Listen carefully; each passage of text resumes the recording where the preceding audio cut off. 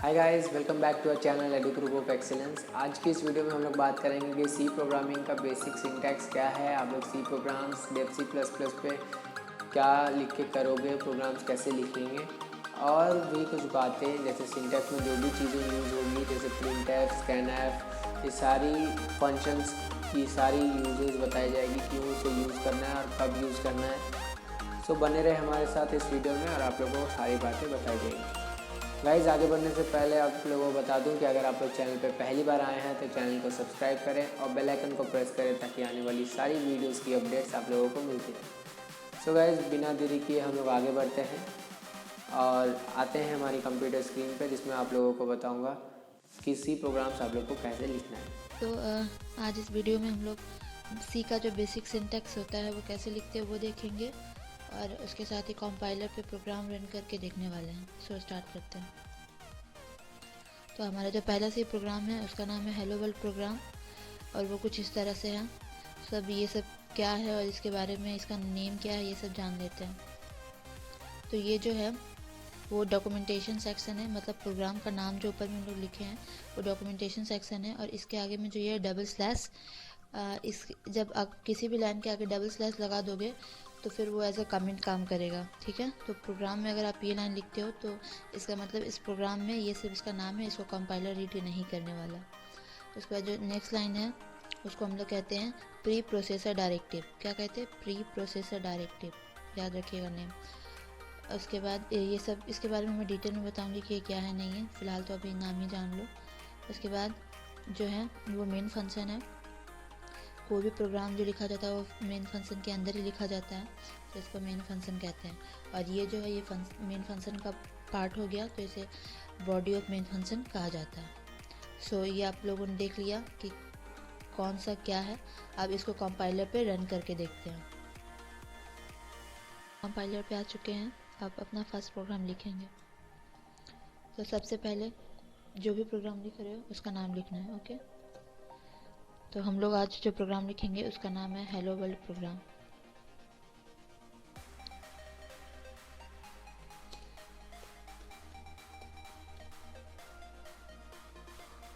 उसके बाद जो मैंने बताया था सिंटैक्स के अकॉर्डिंग सब कुछ लिखेंगे। सबसे पहले जो लिखने के लिए बोला था वो लिखेंगे। इसको प्री प्रोसेसर डायरेक्टिव कहते हैं, मैं सबका नाम भी यहाँ पे लिख दूँगी। इसके बाद मेन फंक्शन।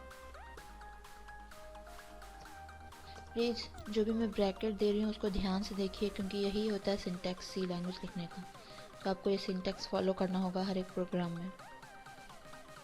उसके बाद बॉडी ऑफ द फंक्शन में लिखूँगी जो मुझे काम करवाना है वो। तो मुझे हेलो वर्ल्ड प्रिंट करवाना है, तो मैंने हेलो वर्ल्ड लिखा। यहाँ आपको जो प्रिंट करवाना है आप वो लिखो। मैं यहाँ पे सिर्फ कंप्यूटर को बोल रही हूँ हेलो वर्ल्ड प्रिंट करने, इसलिए मैंने हेलो वर्ल्ड लिखा है इसके अंदर। अगर आपको कुछ और प्रिंट करवाना हो तो आप यहाँ पे कुछ और लिखोगे तो वो कुछ और प्रिंट करेगा। फिलहाल बेसिक सीख रहे हैं तो बेसिक के लिए हेलो वर्ल्ड प्रोग्राम कर रहे हैं हम लोग, तो हम लोग हेलो वर्ल्ड को आउटपुट चाहिए, तो मैंने ये लिखा है। उसके बाद लास्ट में रिटर्न टाइप। तो रिटर्न टाइप यहाँ इंटीजर होगा, क्योंकि जो मेन फंक्शन है वो एक इंटीजर टाइप है। तो रिटर्न टाइप यहाँ पे इंट होगा और वो रिटर्न क्या करेगा, तो वो ज़ीरो रिटर्न करेगा। इसके बारे में मैं भी डिटेल में बता दूंगी, तो आप लोग को जो भी कंफ्यूजन है वो ख़त्म हो जाएगा। ठीक है, अब इसे क्या कहते हैं? तो इसे डॉक्यूमेंटेशन सेक्शन कहते हैं। Documentation section. ओके, किसी भी लाइन को लिखने से पहले अगर आप ये डबल स्लैश दे दोगे तो वो लाइन जो है वो ऐसा कमेंट बन जाएगा। ठीक है, ये डबल स्लैश, जैसे मैंने यहाँ पे डबल स्लैश दिया, अगर मैं इसे हटा देती हूँ तो फिर वो कंपाइलर उसे रीड करेगा, बट जैसे मैं ये लिख दूँगी तो ऐसा कमेंट बन जाएगा। तो ये डबल स्लैश इसे कहते हैं। उसके बाद जो नेक्स्ट लाइन है हमारा ये, उसको क्या कहते हैं? उसको प्री प्रोसेसर डायरेक्टिव कहते हैं। मतलब इसमें फंक्शन से ये पहले से ही डिफाइंड है। आपको जो भी आप फंक्शन यूज़ कर रहे हो उसमें ये पहले से जो फंक्शन डिफाइंड है उसके लिए ये लिखा जाता है प्री प्रोसेसर डायरेक्टिव। ओके, और उसके बाद जो है वो हमारा मेन फंक्शन, इसे मेन फंक्शन कहते हैं। मेन फंक्शन, और ये जो है ये दोनों, ये बॉडी ऑफ द फंक्शन है। ठीक है, इस ब्रैकेट के अंदर जो भी लिखा जाता है वो बॉडी ऑफ द फंक्शन हो जाता है, क्योंकि वो मेन फंक्शन के अंदर है ना, तो body of main function, body of main function. Okay, और जो लास्ट लाइन है वो रिटर्न टाइप है। लास्ट लाइन जो है वो रिटर्न टाइप है। उसके बाद मैं इस प्रोग्राम को कंपाइल करूँगी। मैंने सब कुछ लिख दिया है, जो भी बेसिक सिंटैक्स है प्रोग्राम का, सिंपल प्रोग्राम का। अब मैं इसे रन करूँगी। ओके, तो मैं यहाँ पे रन करती हूँ। रन करने से पहले मुझे इसको सेव करना होगा। तो सी फाइल है, तो मैं इसे सी फाइल सेलेक्ट करूँगी और यहाँ पे जो भी नाम है मैं दे देती हूँ। लेट्स मैं इसे कुछ भी नाम दे देती हूँ, लाइक न्यू बेसिक प्रॉब्लम। ये बहुत बेसिक है। मैंने इसे यहाँ पे सेव कर दिया। ओके, अब देखिए मैंने कंपाइल जब किया तो कंपाइल करने के बाद 0 एरर 0 वार्निंग आ रहा है, मतलब हमारा प्रोग्राम बिल्कुल सही है। अब मैं इसे रन करूँगी। ओके, अब रन करने के बाद जो आउटपुट हमें चाहिए वो अगर मिलता है तो मतलब कि सही है प्रोग्राम, और नहीं मिलता है तो मतलब कुछ गलती है। तो हमें क्या आउटपुट चाहिए इसमें? हमें चाहिए कि हमारे स्क्रीन पर हेलो वर्ल्ड प्रिंट हो जाए। ओके, तो चलिए देखते हैं आता है कि नहीं। देखिए आ गया, हमारे स्क्रीन पे हेलो वर्ल्ड आ गया, जो हमें चाहिए था। सो बस ये हमारा था प्रोग्राम, जो मैंने उतना बड़ा प्रोग्राम लिखा, और ये है हमारा आउटपुट। ठीक है, आई होप आप लोग को अच्छे से समझ में आ गया होगा, और कुछ डाउट होगा तो कमेंट बॉक्स में पूछ लीजिएगा इससे रिलेटेड। अब आगे बढ़ते हैं वीडियो में। इस जो मैंने इतना बड़ा लिखा, इसके थ्रू सिर्फ मैंने प्रोग्राम को यही बताया कि उसे हेलो वर्ल्ड प्रिंट करना है। ये सिंटैक्स होता है बताने का। ओके, सी में इसी तरह बताया जाता है कंप्यूटर को। सो आगे बढ़ते हैं। So why we use documentation section, मतलब डॉक्यूमेंटेशन सेक्शन क्या होता है वो हम लोगों ने देखा, लेकिन उसका इस्तेमाल क्यों करते हैं? मतलब आप लोग के मन में ये डाउट आ रहा होगा कि जब कंपाइलर उसको रीड ही नहीं करता तो उसको लिख के क्या फ़ायदा, मतलब क्या ही उसका लाभ है। तो मैं बता देती हूँ। देखिए, एक बहुत ही फेमस कहावत है, आप लोगों ने सुना ही होगा कि anyone can write A code that a computer can understand, but only good programmers right A code that human can understand. मतलब आप कोई कोड लिखें, ठीक है, और कंप्यूटर तो उसे समझ लिया, उसको रन करके भी उसने आउटपुट आपको सही दे दिया, पर वो कोड जब आप किसी दोस्त या किसी को, टीचर या किसी को भी दिखाओगे, अगर उसे समझ में नहीं आया तो यह एक प्रोग्रामर के लिए अच्छी बात नहीं होगी। कोड ऐसा लिखो कि सामने वाला भी समझ जाए अगर उसे देखे तो उसी के लिए हम लोग डॉक्यूमेंटेशन सेक्शन यूज़ करते हैं। मतलब जब हम लोग अभी, तो मैंने बहुत इजी प्रोग्राम लिख के दिखाया, पर जैसे ही मैं बड़ा बड़ा प्रोग्राम लिखूंगी, और आप लोग जब बड़े बड़े प्रोग्राम लिखिएगा तो उसमें बहुत ही लाइंस रहेंगे, ठीक है, तो हर एक लाइन में क्या क्या हो रहा है वो तो अगर आप मेंशन कर दो, हर एक लाइन में नहीं तो एटलीस्ट जहाँ जहाँ पे कुछ चीज़ हो रहा है कि हाँ यहाँ मैंने ये किया, उसके बाद मैंने ये किया, अगर आप वो प्रोग्राम में मेंशन कर दोगे तो किसी के लिए भी समझना बहुत ही आसान हो जाएगा उस प्रोग्राम को। तो इसीलिए हम लोग डॉक्यूमेंटेशन सेक्शन का यूज़ करते हैं, ताकि कोई भी उसे पढ़े तो उसे ईजिली समझ जाए। ओके, अब हैज़ इंक्लूड क्या है, ठीक है, ये मैंने सबसे ऊपर जो लिखा था प्रोग्राम का, इसको प्री प्रोसेसर डायरेक्टिव जो मैंने बताया था, ठीक है, तो ये है क्या? तो इसको हम लोग ऐसे भी बोल सकते हैं कि जैसे कि कोई प्रोग्राम में जो फाइल हम लोग जो फंक्शन यूज़ करेंगे वो सब कुछ फंक्शन प्री डिफाइंड होता है, जैसे कि प्रिंटफ वगैरह है, ये सब पहले से डिफाइंड है। तो इसका जो यूज़ हो रहा है वो कैसे हो रहा है, तो जो डॉट एच फाइल मैंने डाला था ऊपर में, वो उसके में वो सब फंक्शन पहले से डिफाइंड है, तो मैंने वो लिखा तो वो वर्क कर गया, ठीक है। तो ये क्या करता है, ये प्रोसेसर को ये बताता है कि हमारे इस प्रोग्राम में कौन कौन सा फाइल ऐड होने वाला है। ओके, तो जो मैंने प्रोग्राम लिखा था उसमें इसने प्रोसेसर को ये बताया कि इसमें डॉट एच फाइल यूज़ हो रहा है। ओके, तो हम लोग इसको ऐसे बोल सकते हैं कि hash include is a way of including a standard और user defined file in the program and it is mostly written at the top of the program. Okay, और अब मेन क्या है, तो ये क्या है, तो इसको हम लोग अगर समझें आसानी से तो हम लोग बोल सकते हैं कि एक एज अ कंटेनर वर्क करता है। जैसे कंटेनर में बहुत सारे सामान कंटेन रहता है, ठीक है, मतलब उसमें हम लोग बहुत सारे सामान रख सकते हैं। उसी तरह मेन फंक्शन जो होता है, इसमें क्या होता है कि पूरा प्रोग्राम का जो पार्ट है वो इसमें कंटेंट किया रहता है। ये मतलब प्रोग्राम में जो भी हो रहा है वो इसमें हमें मेंशन करना पड़ता है, ठीक है, तो ये एज अ कंटेनर वर्क करता है। ओके, और एक बात क्या है कि जैसे कैलकुलेटर हमेशा कुछ ना कुछ वैल्यू रिटर्न करता है ना, वैसे ही फंक्शंस भी जो होता है ना वो कुछ वैल्यू रिटर्न करता है, ठीक है। तो जो मेन फंक्शन होता है वो हमेशा इंटीजर वैल्यू ही रिटर्न करता है। मैं भी आने वाले वीडियो में मैं आप लोग को ये बताऊंगी कि क्या क्या वैल्यू रिटर्न कर सकता है कोई फंक्शन, मतलब कितने कितने टाइप के होते हैं, लाइक कैरेक्टर, इंटीजर, सब बहुत सारे होते हैं, लेकिन जो मेन फंक्शन होता है वो हमेशा इंटीजर वैल्यू ही रिटर्न करता है। ठीक है, अब क्या है body of the main function और रिटर्न टाइप। तो body of the main function क्या है, मेन फंक्शन के अंदर जो पार्ट लिखा जाता है उसको body of the main function कहते हैं। ओके, और रिटर्न टाइप क्या है, तो रिटर्न टाइप बहुत तरह का होता है, जैसे कि कैरेक्टर, फिर जाके इंटीजर, फ्लोट, डबल, बहुत तरह के रिटर्न टाइप होते हैं। ओके, और मैंने जो प्रोग्राम अभी लिखा था वो इंटीजर टाइप था और जो वैल्यू रिटर्न कर रहा था वो 0 था, क्योंकि जो इंट मेन मैंने बताया कि इंट मेन फंक्शन जो होता है वो हमेशा इंटीजर टाइप होता है, इसलिए उसने जो रिटर्न किया वो भी इंटीजर ही था। तो वो जो रिटर्न किया वो इंटीजर टाइप और जो वैल्यू रिटर्न किया वो 0 था। सो अब प्रिंटफ, पुटफ और स्कैनफ का यूज़ समझ लेते हैं। ओके, ये सब क्या है। तो सी लैंग्वेज में क्या होता है कि कुछ फंक्शंस जो हैं वो प्री डिफाइंड है। ठीक है, मतलब आउटपुट और इनपुट के लिए सी ने पहले से कुछ फंक्शन डिफाइन कर दिया है। ठीक है, बस उसका इस्तेमाल करने के लिए हम लोग क्या करना पड़ता है, प्रोग्राम के ऊपर में .h फाइल इंक्लूड कर देना पड़ता है, मतलब लिख देना पड़ता है कि हम .h फाइल का यूज़ कर रहे हैं। उस फाइल में पहले से ये सब फंक्शन को डिफाइन कर दिया गया है, इसके लिए हम लोग कोई अलग से कोई कोड लिखने की ज़रूरत नहीं है। ठीक है, तो ये सब कैसे वर्क करता है। तो प्रिंटफ जो है वो उसका इस्तेमाल हम लोग कब करते हैं। ठीक है, तो प्रिंटफ का यूज़ हम लोग उस टाइम करते हैं जब हम लोगों ने कोई वैल्यू को कैलकुलेट कर लिया है, बस उसे प्रिंट करवाना है, तो हम लोग प्रिंटफ का यूज़ करते हैं। पुटफ का भी यूज़ उसी के लिए होता है, और ये दोनों में क्या डिफरेंस है वो मैं अभी प्रोग्राम लिखूँगी तो बता दूँगी।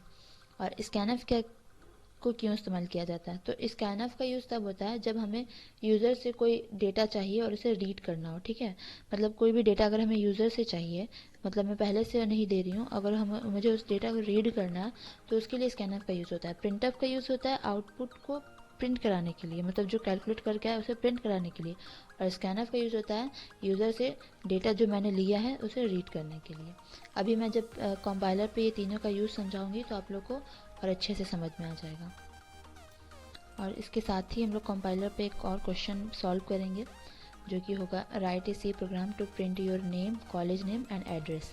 वैसे ये प्रोग्राम अगर आप लोग खुद से करो तो बहुत ही अच्छा होगा, क्योंकि मैंने हेलो वर्ल्ड प्रोग्राम बता दिया है, ये उसी के रिलेटेड क्वेश्चन है, तो अगर आप खुद से ट्राई करो करने का, पर मैं फिर भी इस वीडियो में इस प्रोग्राम को करके अभी दिखा दूँगी। ठीक है, और ये क्वेश्चन है हम लोग का, और हम लोग का आंसर क्या होगा, मतलब जो आउटपुट हमें क्या चाहिए, तो आउटपुट हमें नेम चाहिए, और फिर दूसरे लाइन में हमें कॉलेज नेम चाहिए, और फिर तीसरे नाम में एड्रेस चाहिए। मतलब हम ऐसा प्रोग्राम लिखेंगे कि हमारा आउटपुट इस तरह से है। ओके, तो चलिए कंपाइलर पे चलते हैं, इसको रन करके देखते हैं।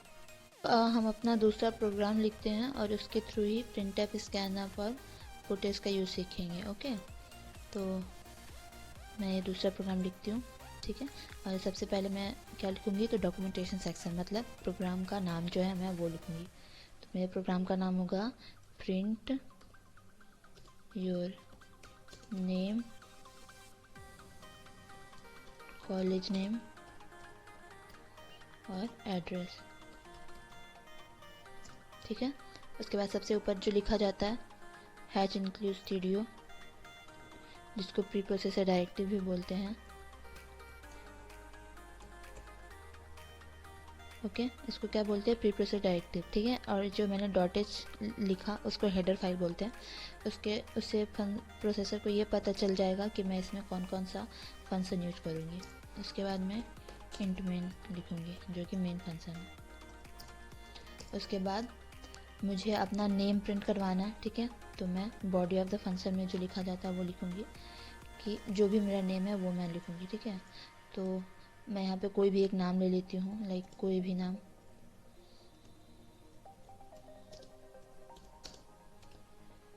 आयशा ले लेती हूँ मैं, और मैं अपना कॉलेज नेम अब लिखूँगी, कॉलेज नेम।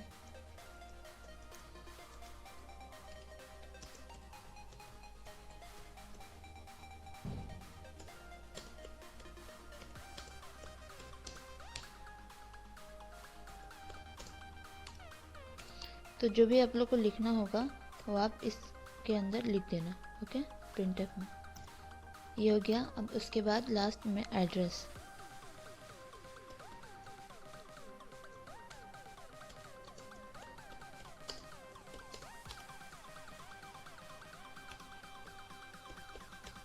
ओके। सो अब लास्ट जो होता है वो होता है रिटर्न टाइप। तो मेन फंक्शन इंटीजर है तो रिटर्न भी 0 करेगा, मतलब इंटीजर का रिटर्न करेगा, वो वैल्यू रिटर्न करेगा वो 0 होगा। तो मैंने सब कुछ लिख दिया। अब मैं इसे कंपाइल करती हूँ, देखती हूँ कि ये सही से कंपाइल होता है कि नहीं। तो सबसे पहले सेव करना पड़ेगा मुझे, तो मैं इसे न्यू बेसिक 3 लिख देती हूँ। और ये सी फाइल है तो मुझे सी सेलेक्ट करना होगा। ओके, देखिए नो एरर नो वार्निंग, मतलब हमारा प्रोग्राम बिल्कुल सही है। अब मैं रन करती हूँ, देखती हूँ जो आउटपुट मुझे चाहिए था वो आ रहा है या नहीं।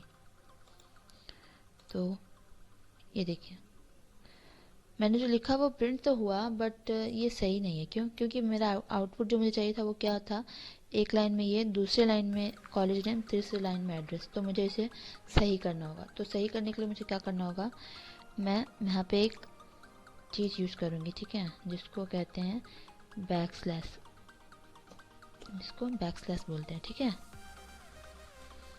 इससे आप अगर आप ये लिख दोगे प्रिंटफ के में तो वो ऑटोमेटिक न्यू लाइन में चला जाएगा, ठीक है। अब मैं यहाँ पे इसे कंपाइल करके दिखाती हूँ। देखो, my name is Ayesha, my college name is IIT Bombay, I live in Mumbai. Okay, तो आप लोगों ने देख लिया कि न्यू लाइन लाने के लिए मुझे बैकस्लैश का यूज़ करना पड़ा, ठीक है। तो ये तो हो गया प्रिंटफ। ओके, अब मैं यहाँ पे आपको पुटेस का यूज़ करके दिखाती हूँ कि पुटेस का कैसे यूज़ होता है, ठीक है। तो पुटेस में भी मुझे सेम ही आउटपुट चाहिए, मतलब जो मैं लिख रही हूँ मुझे वही चाहिए। तो मैं यहाँ पे लिख के ना डायरेक्ट कॉपी पेस्ट करती हूँ, बिकॉज इतना लिखने में टाइम जाएगा, ठीक है। तो मैं अभी पुटेस में लिख के दिखाऊंगी आप लोग को, ठीक है। तो ये प्रिंटअप को हटा के यहाँ पे पुटेस लिखती हूँ मैं तीनों लाइन में, और उसके बाद मैं आप लोग को डिफरेंस दिखाती हूँ कि क्या डिफरेंस है प्रिंटअप में और पुटेस में, ठीक है। अब ये जो आपने दिया था बैकस्लैश, इसे मैं हटा देती हूँ, क्योंकि जो पुटेस होता है इसका यही बेनिफिट होता है कि इसमें न्यू लाइन ऑटोमेटिक रीड कर लेता है वो, ठीक है। मुझे न्यू लाइन देने की ज़रूरत नहीं, वो ऑटोमेटिक ले लेगा। अब मैं जब आउटपुट दूंगी, पहले मैं ये सबको एज अ कमेंट कर देती हूँ ताकि सिर्फ प्रिंटअप ना वर्क करके सिर्फ पुटेस वर्क करे, ठीक है। मैंने कंपाइल किया, सही से कंपाइल हो चुका है। अब रन करती हूँ, ये देखिए इसमें मैंने कोई भी बैकस्लैश नहीं दिया, फिर भी इसमें न्यू लाइन आ गया। कैसे आ गया? क्योंकि पुटेस मैंने लिखा, प्रिंटअप ना लिख के पुटेस लिखा। तो अगर आप पुटेस लिखोगे तो वो ऑटोमेटिक न्यू लाइन ले लेगा, ठीक है। आप लोग समझ रहे, आई होप। तो यही डिफरेंस है आप पुटेस में और प्रिंटअप में। होप आप लोग को समझ में आया होगा कि प्रिंटअप और पुटेस में क्या डिफरेंस है। आप लोगों ने देख लिया प्रिंटअप और पुटेस का यूज़, ठीक है। अब एक बार मैं अब स्कैनफ बता देती हूँ कि स्कैनफ का यूज़ कैसे होता है। ओके, तो मान लो मुझे अभी इसके साथ साथ मुझे अपना एज भी प्रिंट करना है, ठीक है। और मैं अगर ऐसे लिख देती हूँ डायरेक्ट कि मेरा एज क्या है, ठीक है, माई एज इज़ 19, ठीक है। मैं डायरेक्ट लिख देती हूँ कि मेरा इतना साल है, तो डायरेक्ट ये प्रिंट हो जाएगा मेरा कि हाँ इतना हो रहा है। मैं बैकस्लैश दे देती हूँ ताकि न्यू लाइन आ जाए, ठीक है। अब मैं तो एक बार कंपाइल करके दिखा देती हूँ आप लोग को। तो ये देखो ये आ गया। लेकिन अगर आपको यूज़र से पूछना है कि तुम्हारा एज कितना है, ठीक है, और वो अगर बताएगा अपना एज और वो चीज़ को आपको प्रिंट करना है, तो वो कैसे करोगे आप? तो आप पहले प्रिंटअप में लिखोगे कि व्हाट इज़ योर एज, मतलब आप यूज़र से पूछोगे कि तुम्हारा एज क्या है, और वो जो बताएगा उस चीज़ को फिर आप प्रिंट करोगे, ठीक है। तो यहाँ पे मैं क्वेश्चन मार्क भी दे देती हूँ, ठीक है, और न्यू लाइन भी दे देती हूँ जिसको बैकस्लैश बोलते हैं। ओके, अब मैं स्कैनफ लिखती हूँ कि क्या है मेरा एज, ठीक है। तो एज क्या, वो इंटीजर टाइप हो गया, वो सब मैं आपको डिटेल में बताऊंगी। प्लीज़ इसके लिए आप कंफ्यूज और परेशान ना हो कि ये डी कहाँ से आ गया, ये सब क्या है, ये सब मैं आपको बता दूंगी नेक्स्ट में, ठीक है। फ़िलहाल आपको बस स्कैनफ का यूज़ सिखा रही हूँ मैं, इसीलिए। तो यहाँ पे आपको मेंशन करना होगा आप जो भी वेरिएबल स्कैनफ में यूज़ कर रहे हो। तो मैंने स्कैनफ में ए का यूज़ किया है, तो मैं ए यहाँ पे मेंशन करूँगी कि ए इंटीजर है। अगर वो फ्लोट होता है तो मैं लिखती फ्लोट है, ठीक है, जो होगा वो लिखना पड़ता है। और स्कैनफ में जो डी है ये अगर इंटीजर रहेगा तो यहाँ पे डी होता है, और फ्लोट रहता है तो क्या होता है, वो सब मैं आने वाले वीडियो में आपको बता दूंगी। फिलहाल आप स्कैनफ का यूज़ सीखिए, ठीक है।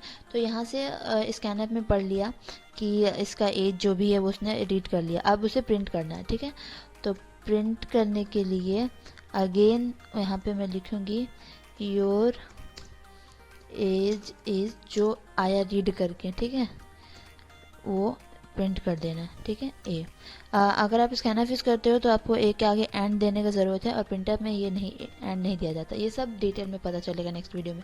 फ़िलहाल आपको सिर्फ स्कैनफ का मैं यूज़ सिखा रही हूँ, इसलिए अच्छे से देखिए, ठीक है। मैं इसे कंपाइल करती हूँ, उसके बाद देखिए मैं यहाँ पे रन करती हूँ। तो व्हाट इज़ योर एज, ये आपसे पूछ रहा है कि तुम्हारा एज कितना है। तो मान लो मैं 56 लिखती हूँ। मैं 56 नहीं हूँ, बट मैं लिख रही हूँ योर एज इज़ 56, ओके। इसने बता दिया। अब मैं डिफरेंट आउटपुट देती हूँ तो क्या वर्क करेगा, ज़रूर वर्क करेगा। अब मैं यहाँ पे कुछ और आउटपुट देती हूँ, like I am 20 years old, so I write here 50, okay. तो योर एज 50, मतलब जो आप लिखोगे उसने वो रीड कर लिया, और रीड करके वो आउटपुट दे दिया, ठीक है। तो स्कैनर क्या करता है, तो वो बेसिकली बस रीड करता है आपके एज को, ठीक है। तो बस यही है, लोगों ने सॉल्व कर लिया। अब आगे बढ़ते हैं। अगर इस क्वेश्चन से रिलेटेड कुछ दिक्कत हो तो कमेंट बॉक्स में पूछ लीजिए। सो इसी के साथ हमारा ये वीडियो ख़त्म होता है। अगर किसी को कहीं भी पूरे वीडियो में किसी भी पार्ट में कुछ भी डाउट हो तो कमेंट बॉक्स में पूछें। और गाइज़ हमारे डिस्क्रिप्शन बॉक्स में, इस वीडियो का जो डिस्क्रिप्शन बॉक्स है उसमें एक लिंक होगा क्यूज़ का। आप प्लीज़ उसे खोलें और क्यूज़ को अटेंड करें, क्योंकि वो जो क्यूज़ है वो पूरा इस वीडियो के बेसिस पे ही बनाया गया है। तो अगर कोई वीडियो को अच्छे से देखा होगा तो उसको क्यूज़ को सॉल्व करने में कोई प्रॉब्लम नहीं होगा। फिर भी अगर प्रॉब्लम होता है तो आप कमेंट बॉक्स में पूछ सकते हैं, क्यूज़ रिलेटेड क्वेश्चन भी और इस वीडियो से रिलेटेड क्वेश्चन भी। कुछ भी डाउट हो आप कमेंट बॉक्स में पूछें। और एक बात, अगर आप क्यूज़ को अटेंड करते हैं तो वो आपके लिए बेनिफिशियल होगा, बिकॉज उससे आपका जो नॉलेज है वो और डीप होगा। अगर कोई भी बंदा इस पूरे वीडियो को देखने के बाद क्यूज़ अटेंड करता है तो उसके लिए बहुत ही हेल्पफुल होगा। और अगर आपको हमारा वीडियो पसंद आया हो तो प्लीज़ लाइक कर दें, और कुछ भी दिक्कत हो, कुछ भी प्रॉब्लम हो तो कमेंट ज़रूर करें। और अगर चैनल पे पहली बार आए हैं तो प्लीज़ हमारे चैनल को सब्सक्राइब कर दें गाइस। Thank you.